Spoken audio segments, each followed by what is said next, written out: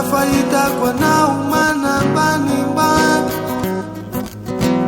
sa mbola tsy nivolagnino Karafahitako anao manafokafoka zao Amarakurano volagnikura Amarakurano volagnikura Kun misiza iskofati ibulanga za Yeah Azato karaigo Iskofati ibulanga za Atolo fola kaigo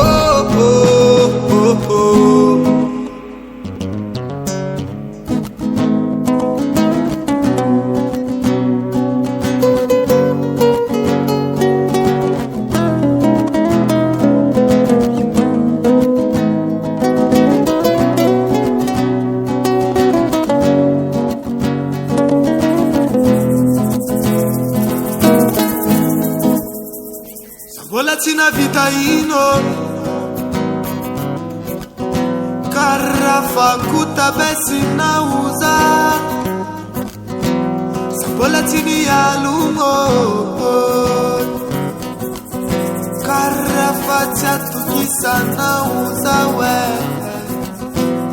Amarakurano